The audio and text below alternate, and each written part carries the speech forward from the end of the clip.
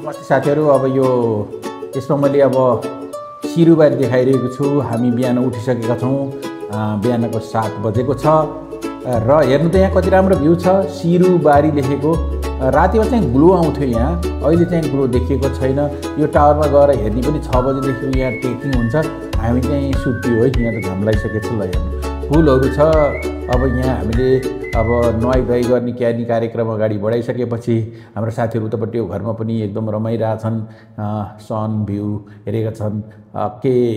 अनि यसो यो घरको स्टाइल हेर्नुहोस् न, यहाँ कस्तो राम्रो खालको घरहरू छ, जुन टिपिकल नेपाली घरहरूको देखिन्छ यहाँ। र यो पर्खालहरू हेर्नुहोस् होइन, कस्तो राम्रो चलेर गएको छ। मलाई त नहेर्नुहोस् है। अनि सिरुबारी सामुदायिक होमस्टे, यहाँ ग्रुपको सामुदायिक होमस्टे हुँदो रहेछ। किन भन्दा त्यहाँ एकदम 27 घरमध्ये 3 घर बाहुनहरू छ र अरू बाँकीहरू गुरुङहरू छ र यिनीहरूको एउटै नियम छ।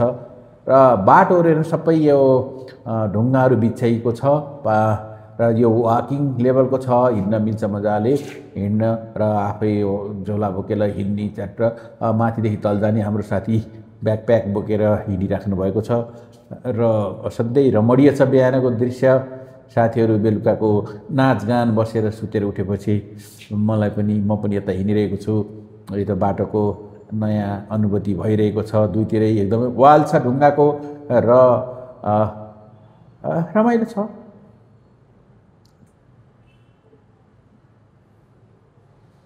यहाँबाट यो सिनहरू हेर्नु कति राम्रो देखिन्छ।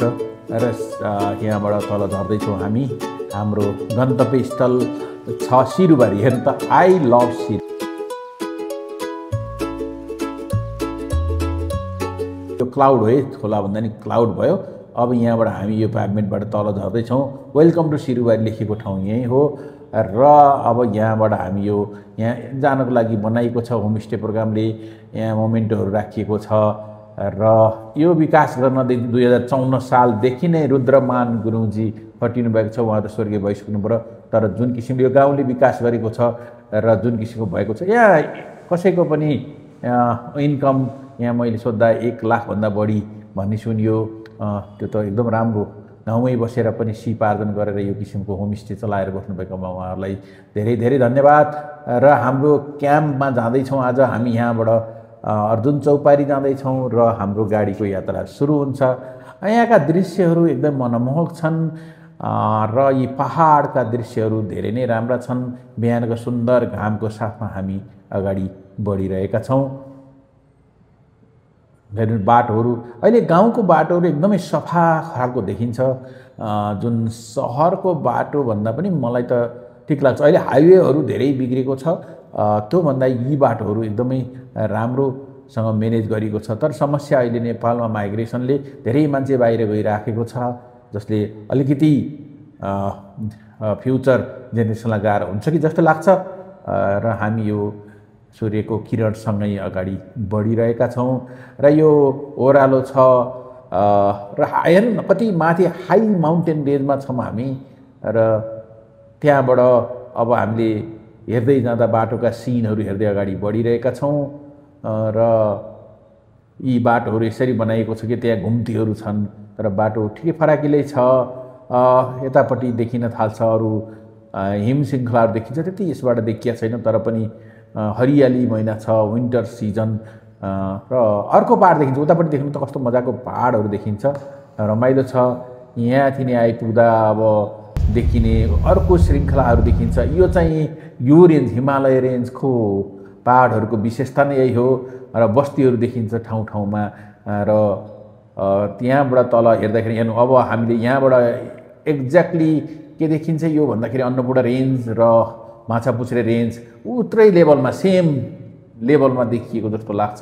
र हामी त्यो दृश्य हेर्दै, मनोहक दृश्य हेर्दै हामी तल झरिरहेका छौँ। र हेर्नु उता देखिएको छ नि यो माछापुच्छ्रे र अन्नपूर्ण।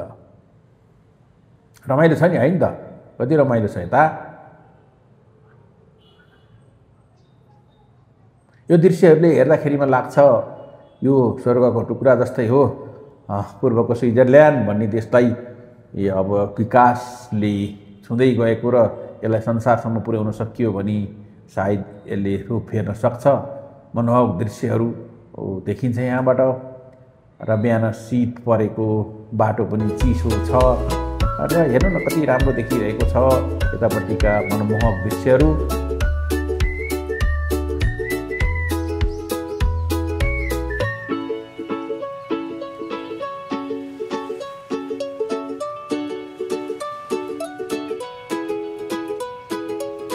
माछापुच्छ्री यहाँ देखिएको छ। माछापुच्छ्री अन्नपूर्ण रेन्जको हिमालहरू अर्को डाँडा पारिपट्टि डाँडामा देखिन्छ, जुन दृश्यले तपाईँलाई लोभ्याउँछ। यी दृश्यहरू मेरो घरबाट पनि देखिन्छ, तर यहाँबाट हेर्दाखेरिमा कस्तो उही हाइटमा भएको मलाई अत्यन्तै रमाइलो लाग्यो। तपाईँहरू पनि रमाउनुहोस्। र जुन किसिमको क्लियरिटी देखिएको जान धेरै ठुल्ठुलो पहाडहरू डाँडाहरू जुन एउटा। अब हामी सिरुबारी भन्ने यो एरो लगभग सकिँदै गएको छ र सिरुबारीबाट हामी फर्किसकेका छौँ। तपाईँ जानुभयो भने यहाँबाट इन्ट्री हुन्छ र हामी ब्याक हाम्रो अब हाइवेमा निस्किन कोसिस गर्दैछौँ। यहाँ दुईवटा बाटो रहेछ, अलिकति हामी कन्फ्युज छौँ कताबाट जाने। हामी चाहिँ न्यू एक्सप्लोर गर्न खोजेको हुँदाखेरिमा अर्कोतिरको साइडमा हाइवे छ, this is the Siddhartha highway. Siddhartha highway जानुभन्दा अर्को बाटो जाउँ भनेको, तर हामीलाई अब बाटो पत्ता गाह्रो हुन्छ। पाती खोला पुल हामी यहाँ एकछिन रमाइलो गरौँ, यताउताका दृश्यहरू हेरौँ। पाती खोला पुल र त्यसपछि हामी अगाडि बढ्ने निर्णय गऱ्यौँ र यहाँ हामीले खोलाका सिनहरू हेऱ्यौँ। जुन किसिमले नेपालको यहाँबाट कति डाँडाहरू देखिन्छ, कति राम्रो राम्रो ठुल्ठुलो डाँडा छ। कहीँ यी डाँडाहरूमा पनि सम्भावना हुनसक्छ कि भन्ने मेरो सोचाइ हो। सायद मेरो जेनेरेसनमा त नहोला, तर पनि यी डाँडाहरूमा पनि कहिले सम्भावना। अब हाम्रो गाडी आइसक्यो, स्वास्थ्य शिविरको लागि गाडी पनि आइसकेको छ र हामी सँगसँगै अगाडि बढ्दै जान्छौँ। र यो पुलबाट क्रस गरिसकेपछि हामी अब हाइवेलाई समात्न खोज्छौँ। हाइवे सिद्धार्थ हाइवेमा निस्किन्छौँ। दी मनमोहक दृश्य छोड्दै अब सिद्धार्थ हाइवेको यात्रा सुरु हुन्छ। यहाँ सिरुबारी भन्ने बोर्ड देखिएको छ, यो सिरुबारी भन्ने बोर्ड देखिएको छ। निकै नै रमाइलो यात्रा हामी विसर्जनतिर लागिरहेका छौँ। र तलबाट हेर्दाखेरि यी डाँडा अहिले जब तपाईँले माथिबाट हेर्नुहुन्थ्यो डाँडामा हिमालहरू माथि देखिन्थ्यो, तल देखिन्थ्यो, बराबरमा देखिन्थ्यो भने अहिले माथि देखिएको छ। शीतले जटरममा ढाकिएका रोडहरू छन्। यो पहाड हेर्नु जहाँ कति सुन्दर चालले बसिरहेका पहाडहरू छन्, जुन मनमोहक खालका दृश्यहरू देखिन्छ। हाम्रो साथी हुन्छ यहाँ कार्डियोलोजिस्ट, म र हाम्रो साथी यतापट्टि बसिरहनु छ कि हाम्रा जीका कन्सल्टेन्ट हुनुहुन्छ, उहाँ पनि चिसोले गर्दा टोपी लाएर बस्नुभएको छ।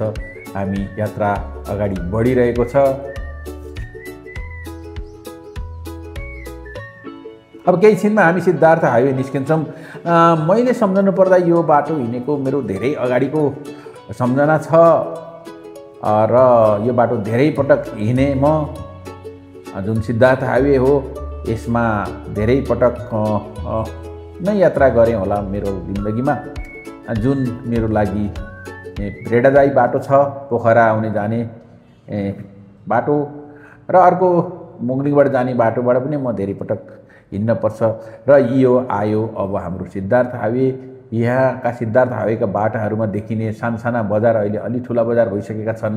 राङ खोला, बाढ खोला, पुतली बजार, स्याङ्जा बजार हुँदै हामी हेलुतिरको यात्रा अगाडि बढ्दैछौँ। सायद साना यी बजारहरू यो बाटोमा देखिने मनोहक। अब यो पुतली बजार देखिँदै गरेको छ, जुन एउटा स्याङ्जा जिल्लाको क्यापिटलको रूपमा, सदरमुकामको रूपमा परिचित हो। यसको आफ्नै विशेषता छ र यहाँका मान्छेहरू देशका विभिन्न भागमा सरकारी जबमा हुनुहुन्छ, यहाँका ट्यालेन्ट मान्छेहरू हुनुहुन्छ र अहिले ठुल्ठुला काममा पनि यहाँका मानिसहरूको बाक्लो उपस्थिति छ। देशका उच्च पदस्थ अधिकारीहरू हुनुभएको छ र विदेशतिर पनि त्यत्तिकै जानुभएको छ र यहीँ पनि मान्छेले राम्रो आयोपार्जन गर्नुभएको छ।